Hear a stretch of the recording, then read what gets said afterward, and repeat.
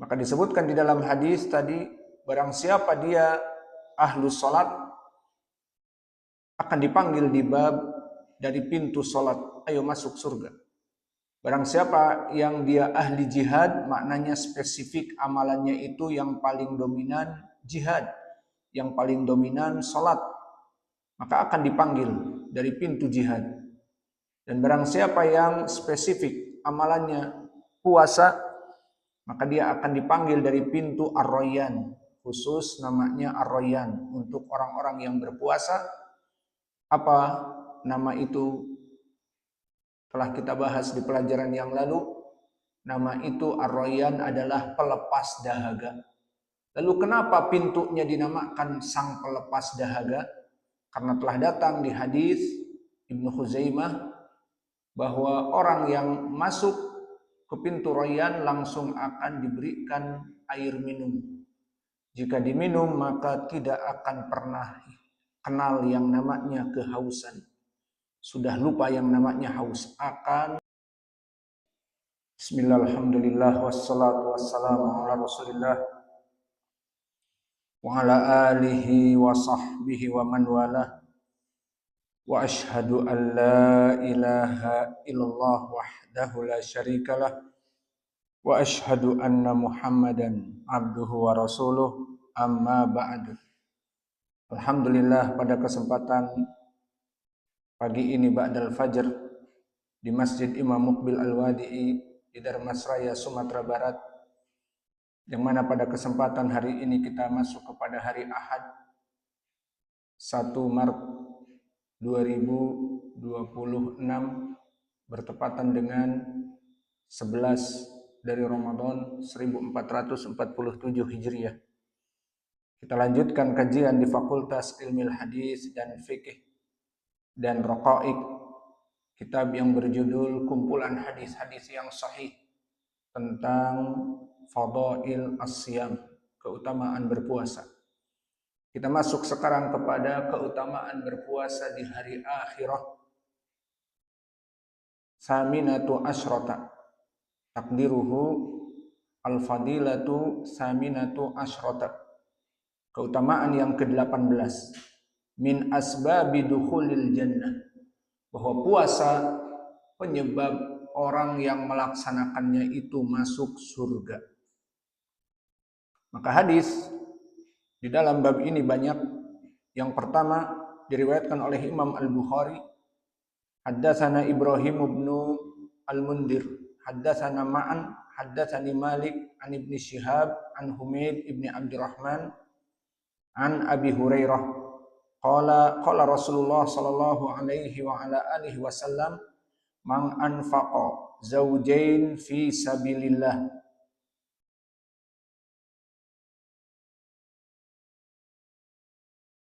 barang siapa yang menginfakkan dari dua jenis di jalan Allah, nudiya min abwabil jannah, akan dipanggil dari pintu surga. Ya Abdullah, hada khairun, wahai hamba Allah, ini adalah kebaikan. Waman kana min ahli as-salah du'iya min babis salah, waman kana min ahlil jihad du'iya min babil jihad, waman kana min ahli siyam du'iya min babis siyam ay ar-rayyan, waman kana min ahli sadaqah du'iya min babis sadaqah. Faqala Abu Bakar radhiyallahu anhu, bi abi anta wa ummi ya Rasulullah, ma ala man du'iya min tilkal abwab min darurati fahal yud'a ahadun min tilkal abwab kulliha? Qala na'am wa arju an takuna minhum. Maka disebutkan di dalam hadis tadi, barang siapa dia ahlus salat akan dipanggil di bab dari pintu salat, ayo masuk surga. Barang siapa yang dia ahli jihad, maknanya spesifik amalannya itu yang paling dominan jihad, yang paling dominan salat, maka akan dipanggil dari pintu jihad. Dan barang siapa yang spesifik amalannya puasa, maka dia akan dipanggil dari pintu Ar-Rayyan, khusus namanya Ar-Rayyan untuk orang-orang yang berpuasa. Apa nama itu? Telah kita bahas di pelajaran yang lalu. Nama itu Ar-Rayyan adalah pelepas dahaga. Lalu kenapa pintunya dinamakan sang pelepas dahaga? Karena telah datang di hadis Ibnu Khuzaimah bahwa orang yang masuk ke pintu Rayyan langsung akan diberikan air minum. Jika diminum maka tidak akan pernah kenal yang namanya kehausan. Sudah lupa yang namanya haus, akan terlepas dahaga selamanya. Maka orang-orang yang bersedekah dipanggil dari pintu sedekah. Kemudian Abu Bakar berkata kepada Nabi, bi abi anta wa ummi ya Rasulullah, ma'ala man du'iya min tilkal abwab min darurah, fahal yud'a ahadun min tilkal abwab kulliha.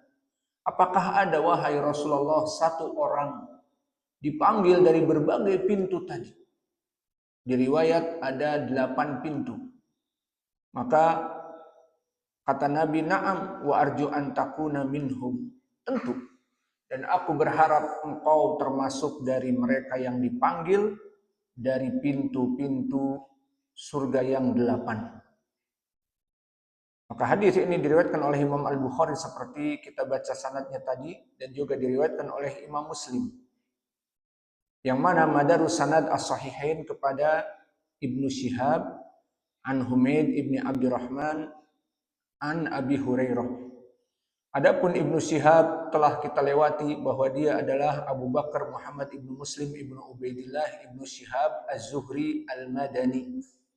Dan dia hidup di Tabaqah yang keempat, dan hidup di Tabaqah yang keempat bernama seperti ini juga Muhammad ibnu Muslim, namun Ibnu Tadrus, maka dia adalah rawi yang shaduk, yang masyhur dengan kunyahnya Abu Zubair. Maka namanya sama, Muhammad ibnu Muslim.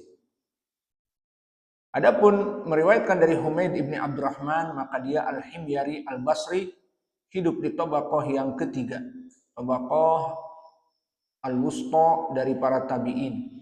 Hidup di zamannya Imam Al-Hasan Al-Basri, Muhammad ibnu Sirin, dan juga Abu Burdah, anaknya Abu Musa Al-Asy'ari. Dan Humaid ibni Abdurrahman bukan Humaid At-Tawil yang meriwayatkan dari Anas, maka lain lagi. Maka Humaid ibni Abdurrahman sikoh, disikohkan oleh Ibnu Sa'ad dan juga Ibnu Sirin. Atau Ibnu Sirin mengatakan huwa afqah ahli Basrah. Dia adalah ahlu Basrah yang paling faqih. Adapun di dalam hadis disebutkan man anfaqa zaujain. Makna zaujain adalah syai'ain. Maksudnya berpasangan. Barang siapa yang bersedekah dalam keadaan memberikan pasangan, seperti bersedekah dengan 2 dinar, atau bersedekah dengan 2 thawb, atau bersedekah dengan kambing yang 1 jantan dan yang 1 betina, itu maknanya. Maka barang siapa yang bersedekah dalam 2 bentuk tadi dari hartanya, dia akan dipanggil dari pintu surga. Dan kemudian mana wajah pendalilan kita? Wa man kana min ahli siyam du'iya min babi ar-rayyan. Dan barang siapa yang dia itu ahli berpuasa akan dipanggil dari pintu ar-rayyan. Dan ini poin pendalilannya. Pintu Rayyan adalah pintu surga bagi khusus mereka orang-orang yang berpuasa. Adapun kalimat bi abi anta wa ummi, maka ini adalah sumpah yang biasa dilakukan oleh Al-Arab, dan ini dipergunakan untuk permasalahan pengagungan.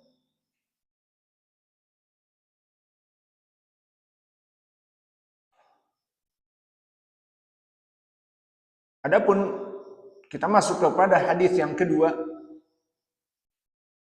diriwayatkan oleh Imam Al-Bukhari rahimahullah. Haddatsana Ibrahim bin Musa akhbarana an Ibni Jurayd akhbarani Atha ibni Abi Saleh akhbarani Atha an Abi Saleh Zayyad annahu sami'a Abu Hurairah radhiyallahu anhu yaqul qala Rasulullah sallallahu alaihi wa ala alihi wasallam kullu amal ibni Adam lahu illa siyam fa innahu li wa ana ajzi bih wasiyamu junnatun wa idza kana yaumu shaumi ahadikum fala yarfuth wala yajhal wala yaskhab fa in sabahu ahadun aw qatalahu falyaqul inni shaimun aw inni mru'un shaim walladhi nafsu Muhammadin biyadihi la khulufu fami shaimi atyabu indallah min rihil miski li shaimi farhatan yafrahahuma idza aftara fariha wa idza laqiya rabbahu fariha bisaumihi muttafaqun alaih. Maka ini adalah hadis yang kedua diriwayatkan oleh Imam Al-Bukhari dan juga Muslim muttafaqun alaih. Maka madar sanad dari hadis ini kembali kepada Abi Saleh an Abi Hurairah. Dan Abu Saleh telah kita lewati, dia adalah Dakwan Abu Saleh As-Samman.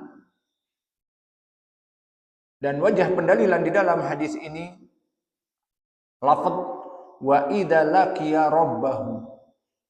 Maka mana pendalilan di sini lafaz wa idza laqiya rabbahu, bahwa orang yang berpuasa itu akan senang di saat bertemu dengan Allah.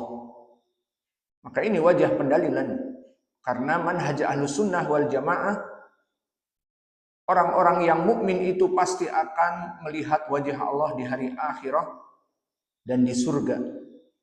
Dan makna dari wa idza laqiya rabbahu, dan dia akan bahagia di saat bertemu dengan Allah. Maka kalimat al-liqa, bertemu dengan Allah, maka telah dinukilkan ijma' oleh Imam Ibnul Qayyim, ajma'a ahlul lisan ala anna liqa mata nusiba ila al-hayy as-salim minal ama wal mani' iqtada al-muayyanah wa ru'yah, bahwa telah sepakat ahli lughah, ahlul arab, mereka menyebutkan bahwa kalimat al-liqa, pertemuan, jika dia terbebas dari kebutaan maka melazimkan makna al-liqa adalah saling bertemu dan saling melihat. Maka di sini dohirnya kaum muslimin, terutama orang-orang yang berpuasa, akan bertemu dengan Allah pada saat itu mereka berbahagia. Dan bertemu di sini maksudnya di surga, sesuai ucapan Allah, wujuhu yauma idzin nadhirah ila rabbiha nadhirah. Wajah-wajah mereka nadhirah, dalam keadaan sumringah, berbahagia. Ila rabbiha nadhiratun, di saat melihat kepada wajah Allah. Maka makna al-ijmali di dalam hadis ini dan ayat yang kami sebutkan, bahwa wajah-wajah penduduk di hari kiamat kelak yang menduduki surga akan senang dikarenakan akan bertemu dengan Allah. Dan wajah pendalilannya di sini, karena dia berpuasa, maka dia akan senang bertemu dengan wajah Allah di mana? Di surga. Alhamdulillah, today is Sunday, 1 March 2026. It's like 11 from the Ramadan 1447. We're still learning book Al-Akhbaru Sahihah fi Fadailis Siyam, and now we're reading 18th among the reasons for entering paradise. Narrated Imam Al-Bukhari rahimahullah from Ibn Shihab from Humaid ibn Abdurrahman from Abi Hurairah radhiyallahu anhu. Qala Rasulullah sallallahu alaihi wa ala alihi wasallam said, whoever spends 2 spouses in the way of Allah will be called from the gate of paradise.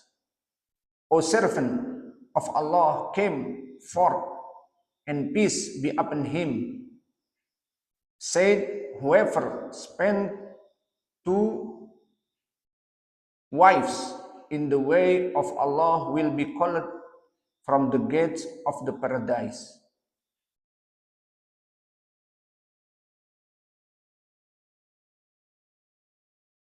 O servant of Allah, this is better. So whoever was of the people of prayer will be called from the gate of prayer.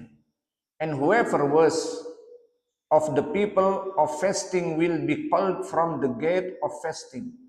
And whoever was of the people of jihad will be called from the gate of jihad.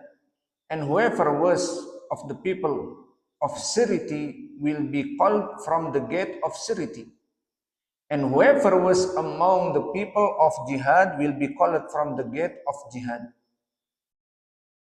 And whoever was among the people of the fasting will be called from the gate of Rayyan.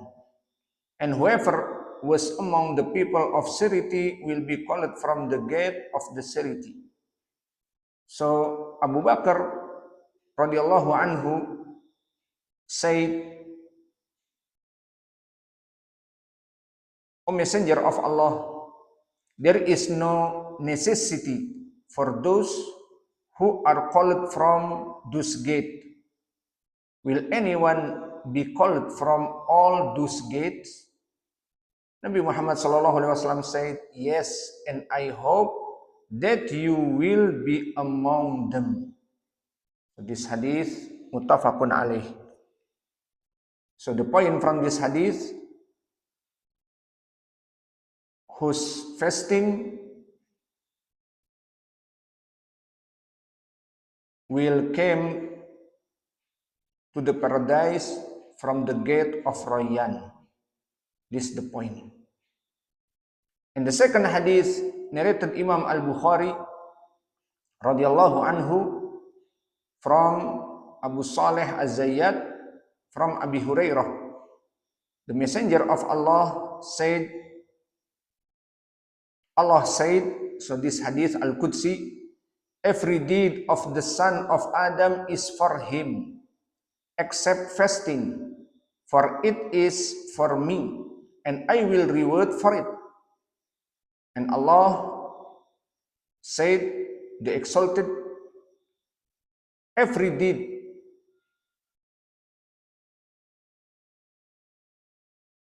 and he said, fasting is a sign, and when it is the day of fasting for one of you, let him not speak harshly or raise his voice.